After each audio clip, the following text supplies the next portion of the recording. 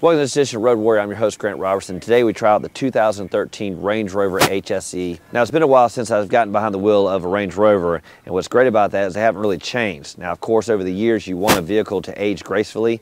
You really don't want any kind of bumps in the road, and on this vehicle they didn't do that. You actually kept the great styling lines. It's reminiscent of the past, and you want to do that on a vehicle that has a huge following. Now when you look at the HSE here for 2013, you're going to notice a little bit more stretched wheelbase. Now what that does is translate on the inside to a little bit better legroom.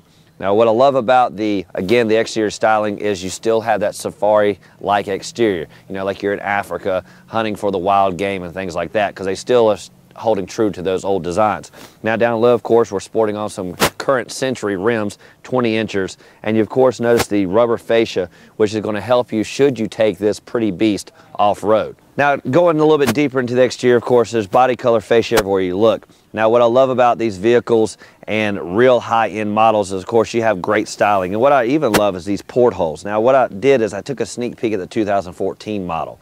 Now there's a little thing here, these are gone. So I'm kind of bummed about that. I do like these little portholes. They are active. They actually let the heat come out.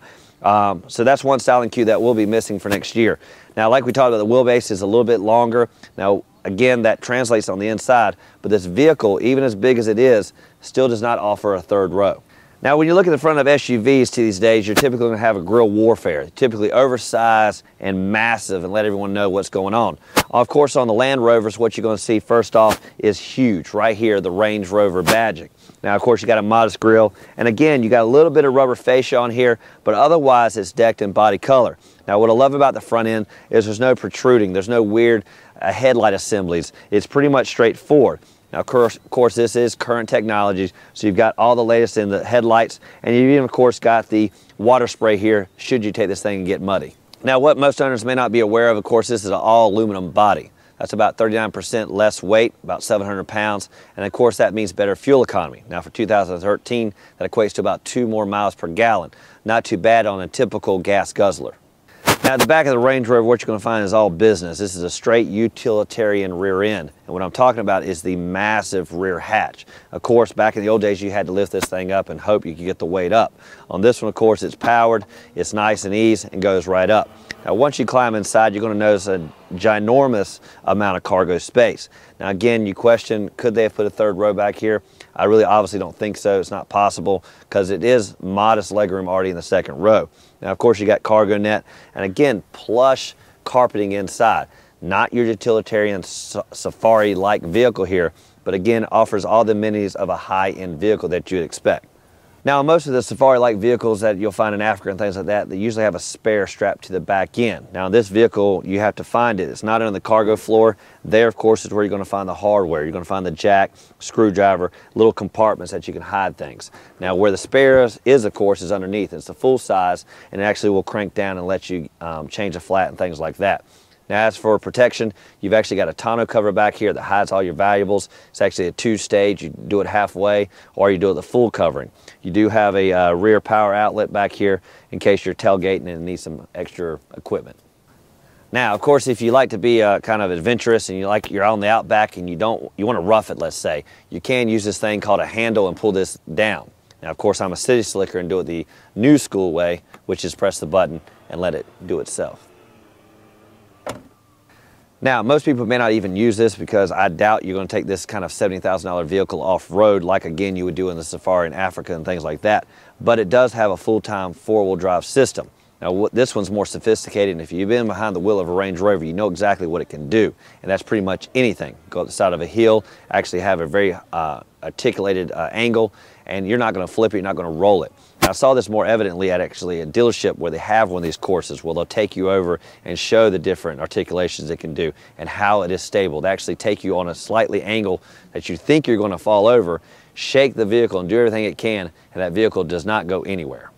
Now, the Sport HSE comes with a 5.0 liter V8 engine. Now, that's not supercharged, and it is coupled with the 8-speed automatic.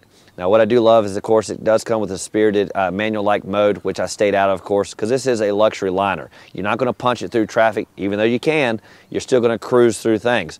Of course, if you want to get off-road, it does have the four-wheel drive system we talked about, and again, has the ride system that can go up and down, rock crawl if you want. But again, I don't think I'm going to scratch this paint. Now this vehicle has several different stages of when you're driving or when you're rock crawling, things like that. So now right now I have it in the highest stage, and what that allows you to do is slow crawl across those boulders, and again, that safari-like atmosphere where you can kind of do what you want to. Now of course when you lower it, what that does is make it more aerodynamic, and that is typically what your driving mode will be. Of course when it's high up, you're not going to be able to drive like that. The vehicle will automatically lower. Now of course like this, it does help if you have someone called a wife. It helps them get in the vehicle a lot easier, and it's not one of those monster trucks that they're going to complain about. All right, now once you climb inside the vehicle, I do notice some reminiscence of the past, and it still feels the same. You still have kind of the dial-in armrest, which I've really never understood. You dial it in, it literally will hold at an angle. You dial it down low. I really never understood that, but whatever. This dash is simplified. I do like the screen, touch screen, everything's there that you need. Problem is, it is smaller than the kind of leading segments that are out there. A lot of them are going to 8-inch, even 10-inch screens. This one is tight, small, and when all the information's up there, it is a little bit tight to look at.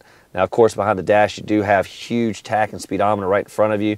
You do have all your information down the center that you can look at instantly, like fuel economy, any type of alerts that may come up. Down low, you have dual climate controls for the front passengers. They're digital displays for the temperature, so you can dial it in specifically. And of course, you have easy fan speed and everything else. Everything is simplified. Of course, right in the center, you do have the typical gear shifter. Again, a lot of people are going to more of a knob. They've stuck with the old traditional. And of course, you have the manual-like mode as well.